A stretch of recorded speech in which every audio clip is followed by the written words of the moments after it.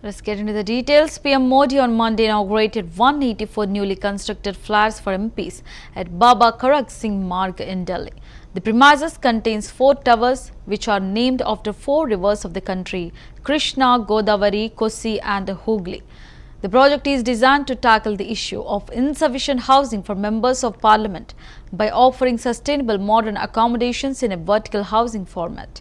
During the inauguration ceremony, the Prime Minister planted a sindoor sapling on the premises, engaged with the construction workers, Samajivis, who played a key role in bringing the project to life. Today, I had the fortune of inaugurating the residential complex for my colleagues at the Parliament. The 4 towers are named Krishna, Godavari, Kosi and Hooghly, the 4 great rivers of India. Some people will feel uncomfortable with Kosi as the name of a tower.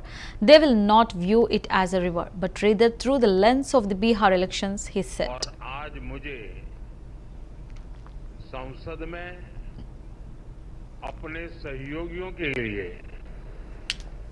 इस residential complex के उद्घाटन का अवसर मिला है। ये जो 4 towers हैं, उनके नाम भी बहुत सुंदर है।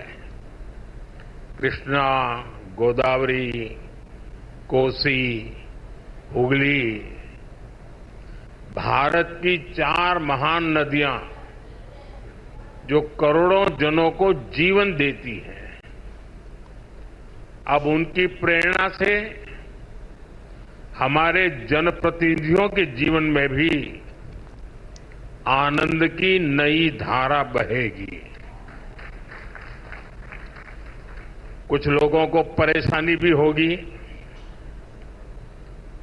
कोसी नदी देख रखा है नाम, तो उनको कोसी नदी नहीं दिखेगी, उनको बिहार का चुनाव नजर आएगा। तो ऐसे छोटे मन के लोग जो होते हैं, उनकी परेशानियों के बीच भी मैं जरूर कहूंगा कि नदियों के नामों की परंपरा देश की एकता के सूत्र में हमें बांधती है। दिल्ली में हमारे सांसदों का ईज ऑफ लिविंग बढ़े,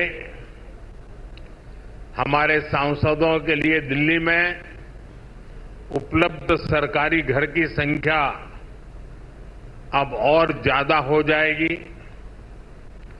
मैं सभी सांसदों को बधाई देता हूं। मैं इन फ्लैट्स के निर्माण से जुड़े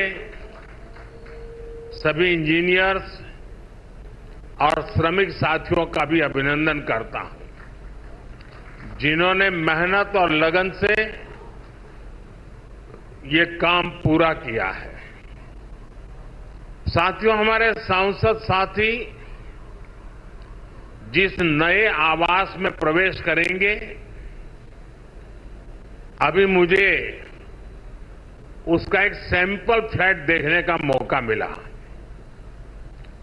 मुझे पुराने सांसद आवासों को देखने का भी मौका मिलता ही रहा है।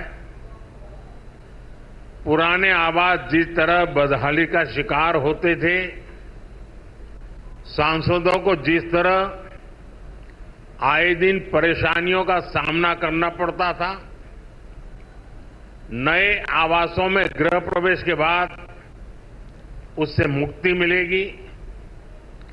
सांसद साथी अपनी समस्याओं से मुक्त रहेंगे और आज